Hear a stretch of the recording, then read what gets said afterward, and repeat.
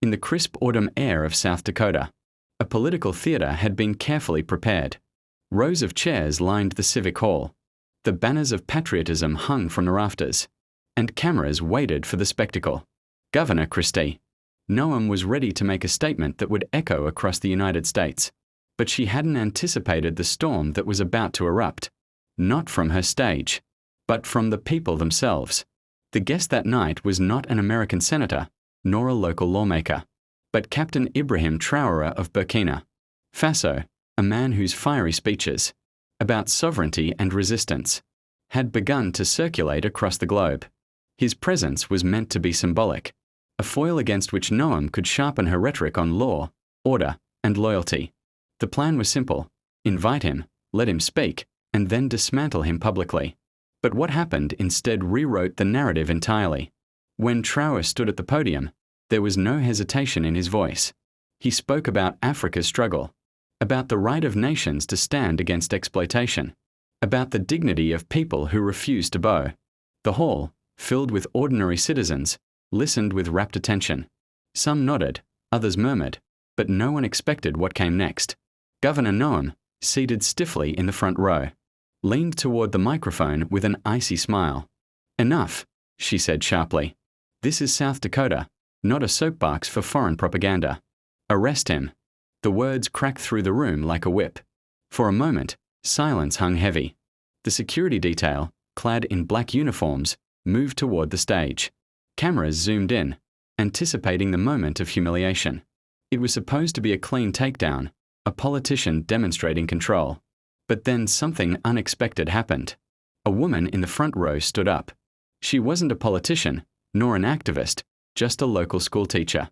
"No," she said loudly, her voice trembling but clear.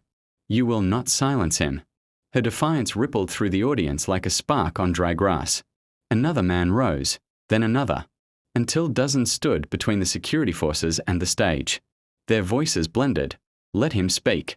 The guards hesitated. This wasn't in the script. They had prepared to escort one man out, not to confront a hall of citizens rising in unison. Traoré, still at the podium, didn't move. His eyes swept over the crowd, not with fear but with quiet recognition.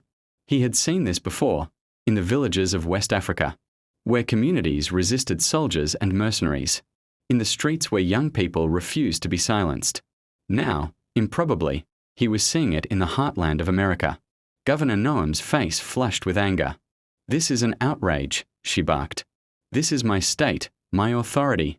But the people were no longer listening to her. They were listening to themselves, to the sound of their own defiance. Someone shouted, "Truth doesn't need permission."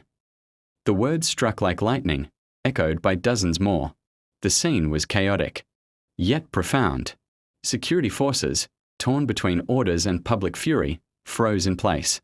The cameras captured every second, the governor pointing furiously, the crowd forming a human shield, Traoré standing silently at the center. Within minutes, the images flashed across social media. #ArrestHimBackfired began trending worldwide. What had been planned as a demonstration of control became a moment of exposure. Noem's attempt to silence had instead amplified the very voice she feared. Traoré finally spoke again, not in anger but in solemn calm.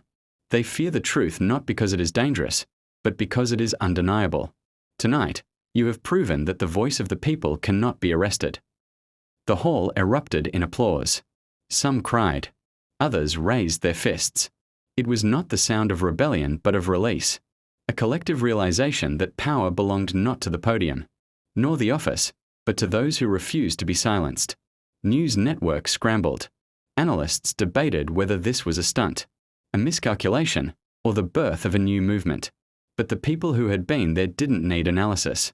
They knew what they had felt, the raw electricity of standing for something bigger than themselves. By morning, headlines stretched across continents. "Crowd defies governor's arrest order in South Dakota." Traoré's voice echoes through America. The moment control shattered. Governor Noem's team tried to spin it, calling it a misunderstanding or overreaction.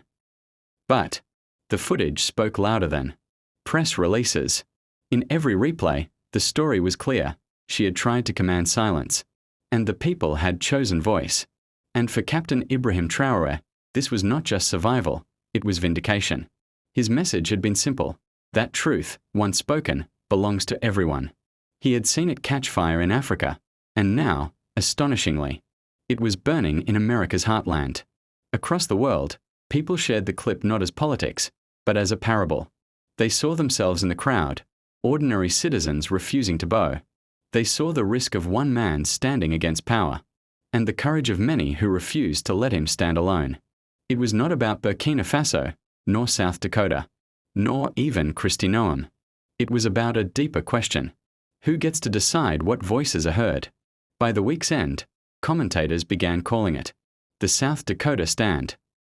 Universities dissected it, activists quoted it, and citizens whispered it in. Conversations that had nothing to do with politics but everything to do with courage. For some, it was frightening, proof that authority could be challenged openly. For others, it was liberating, a reminder that authority without consent is just a costume. As for Kristi Noem, her political gamble had collapsed. What she intended as a display of strength revealed fragility instead. And for Traoré, a man far from home, it was not about winning or losing, but about witnessing the universality of resistance. Weeks later, when asked about that night, he said simply, "I did not speak for them. They spoke for themselves. I was only a mirror." And in that mirror, the world saw something unforgettable. The moment a command to arrest him turned into a chorus of "Free us."